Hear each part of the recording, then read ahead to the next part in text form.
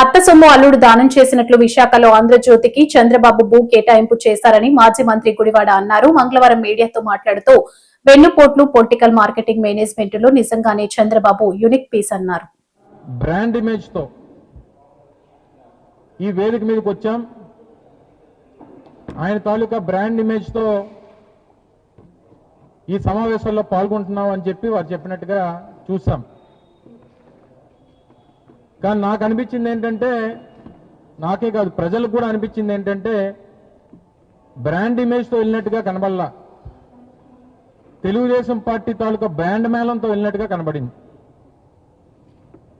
ఎందుకంటే తండ్రికి కొడుకు డప్పు కొట్టడం, కొడుక్కి తండ్రికి డప్పు కొట్టడం నిన్నంతా కూడా నిన్న జ్యూరిక్ వేదికగా తెలుగు డయాస్పోరాతో జరిగినటువంటి సమావేశంలో స్థానికంగా యూరోప్కి సంబంధించినటువంటి పెట్టుబడిదారులు ఇన్వెస్టర్స్ సంబంధించినటువంటి సమావేశంలో వారు మాట్లాడినటువంటి మాటలు చూసాం. వారి కొడుకు మాట్లాడుతూ వారి తండ్రి గురించి, నా తండ్రి ఒక యూనిక్ పీస్ అని చెప్పాడు. ఈ పీస్ ఎక్కడ దొరకదు, ప్రపంచంలోనే నా తండ్రి ఒక యూనిక్ పీస్ అని చెప్పాడు. నిజమే, వాస్తవం మాట్లాడాడు. పిల్లనిచ్చినటువంటి మావను వెన్నుపోటు పడవడంలో, 4 సార్లు అధికారం ఇచ్చినటువంటి ప్రజల్ని వెన్నుపోటు పడవడంలో, 16 సంవత్సరాలు ఈ రాష్ట్రానికి ముఖ్యమంత్రిగా ఉండి ఈ రాష్ట్రానికి ఏమీ చేయకుండా ఉన్నటువంటి దాంట్లో కేవలం పొలిటికల్ మార్కెటింగ్ అండ్ మేనేజ్మెంట్లో బహుశా నీ తండ్రికి మించినటువంటి వ్యక్తి ఈ ప్రపంచంలో ఎక్కడ ఉండడో, అది ఒక యూనిక్ పీస్ అనేటువంటి విషయం చాలా కరెక్ట్గా చెప్పాడు వారి అబ్బాయి. ఈ క్రమంలో ఈ మధ్యకాలంలో మనం చాలా సందర్భాల్లో చూస్తూ ఉన్నాం. గడిచినటువంటి ఈ 2 సంవత్సరాలుగా వారి అధికారంలోకి వచ్చిన దగ్గర నుంచి జగన్మోహన్ రెడ్డి గారి హయాంలో జరిగినటువంటి కార్యక్రమాల్ని, వారి ప్రారంభించినటువంటి, వారు శంకుస్థాపన చేసినటువంటి కార్యక్రమాలకి, వారు నిర్మాణం చేపట్టినటువంటి కార్యక్రమాలకి, వారు తీసుకొచ్చినటువంటి పెట్టుబడులకి నేనే కారణం అని చెప్పుకునేటువంటి ప్రయత్నం గడిచినటువంటి 2 సంవత్సరాలుగా చంద్రబాబు నాయుడు గారు, వారి ప్రభుత్వం, వారి కొడుకు చేస్తున్నటువంటి క్రెడిట్ చోరీ కార్యక్రమాన్ని మనం చూస్తూ ఉన్నాం. సహజంగా మీ అందరికీ తెలుసు, మన ప్రాంతంలో ఇల్లు నిర్మాణం చేసుకున్నప్పుడు లేదా ఏదైనా భవనం నిర్మాణం చేసుకున్నప్పుడు నరదిష్టి తగలకుండా దిష్టిబొమ్మను పెడతాం. ఎవరింటికన్నా పెడతాం సహజంగా. ఇల్లు నిర్మాణం పూర్తయిపోయిన తర్వాత దిష్టిబొమ్మ ఏమనుకుంటుందంటే, ఈ నిర్మాణానికి కారణం అంతా కూడా నా వల్లే అని చెప్పి ఆ దిష్టిబొమ్మ అనుకుంటుందట. అలాగే చంద్రబాబు నాయుడు గారు నారావారి దిష్టిబొమ్మ ఏమనుకుంటుందంటే,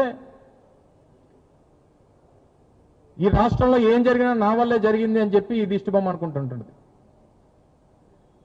శంషాబాద్ ఎయిర్పోర్ట్ నేనే కట్టాను, ఔటర్ రింగ్ రోడ్ నేనే కట్టాను, భోగాపురం ఇంటర్నేషనల్ ఎయిర్పోర్ట్ నేనే కట్టాను, విశాఖపట్నంలో హెల్త్ సిటీ నేనే కట్టాను, లేకపోతే రిషికొండలో ఐటీ టవర్స్ నేనే కట్టాను. ఇవన్నీ మరి ఆయన చేయకపోయినా నేనే చేశానని చెప్పుకునేటువంటి ఈ వ్యక్తిని చూసి జాలిపడాలో, సిగ్గుపడాలో, బాధపడాలో తెలియనటువంటి పరిస్థితులు కనబడతా ఉన్నాయి.